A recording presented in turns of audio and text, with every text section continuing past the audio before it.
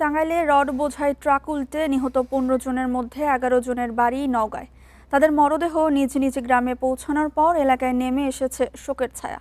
আরও জানাতে নওগাঁ থেকে যোগ দিচ্ছেন সহকর্মী সাদিকুল ইসলাম। সাদিকুল, নিহতদের জানাজা ও দাফন কখন হতে পারে, সর্বশেষ আর কি তথ্য আছে আপনার কাছে জানাবেন?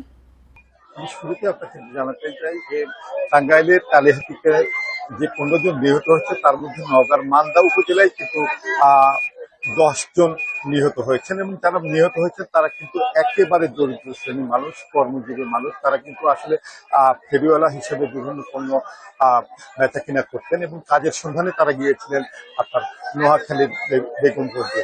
তারা মানে ঈদের মাত্র দুদিন আগে অর্থাৎ সোমবার রাতে যখন তারা ফিরছিলেন সেই সময় কিন্তু তারা এই প্রাণহানির ঘটনা ঘটে এবং তাদের এই ১০ জনই কিন্তু মারা যান নওগাঁর মান্দার ভারস ইউনিয়নের আপনার রাজেন্দ্রবাটি, পাকুড়িয়া এবং মজিদপুর গ্রামে।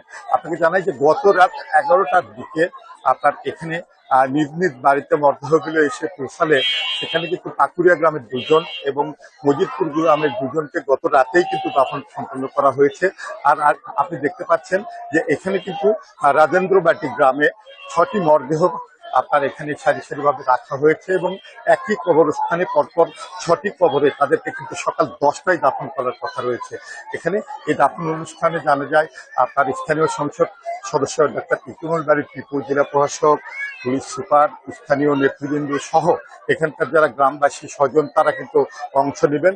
আপনাকে জানাই যে এই মর্মান্তিক দুর্ঘটনায় মাত্র দুদিন আগে, ঈদের দুদিন আগে এই দুর্ঘটনায় এই প্রাণহানির ঘটনাগুলোতে গোটা গ্রাম শোকে স্তব্ধ হয়ে পড়েছে। আর প্রতিটি ঘরে ঘরে এখন কিন্তু চলছে আহাজারি আর আর্তনাদ।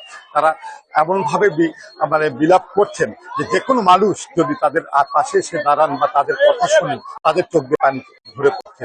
এই অবস্থায় এখানকার যারা জনপ্রতিনিধি এবং এখানকার যারা সচেতন মানুষ তারা সরকারের কাছে আবেদন জানিয়েছেন যে দরিদ্র অসহায় এই পরিবারগুলোর পাশে যেন সরকার দাঁড়ায় এবং প্রয়োজনীয় সহায়তা যেন প্রদান করেন।